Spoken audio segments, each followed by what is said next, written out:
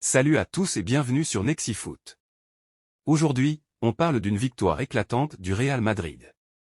Les Merengues ont surclassé les Mexicains de Pachuca 3-0 pour décrocher la Coupe intercontinentale au stade Lusail de Doha.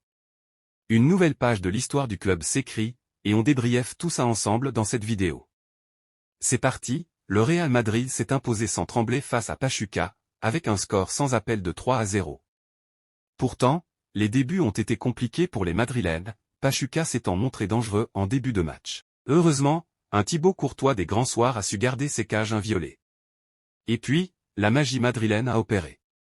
À la 37e minute, Kylian Mbappé a ouvert le score dans un stade qui lui rappelle de grands souvenirs et aussi quelques déceptions.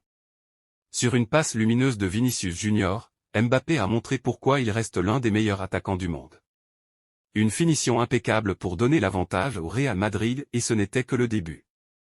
En seconde mi-temps, Rodrigo, souvent dans l'ombre des stars comme Vinicius et Mbappé, a montré tout son talent. À la 53e minute, servi par Mbappé, il réalise un enchaînement parfait, un crochet, une frappe enroulée, et le ballon finit dans le petit filet. Le trio magique du Real Madrid s'est transformé en quatuor avec Jude Bellingham, qui a été à l'origine de plusieurs actions décisives.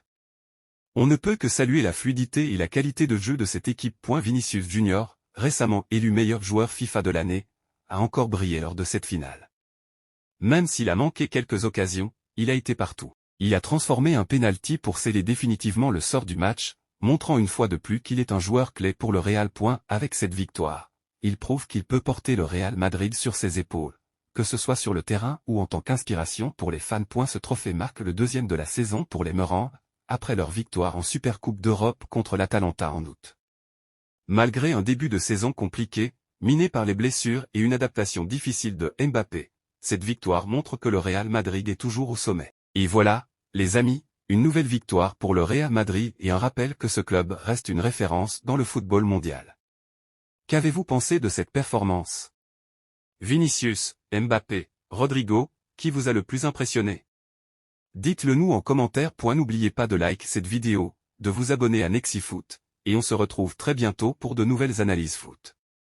À la prochaine.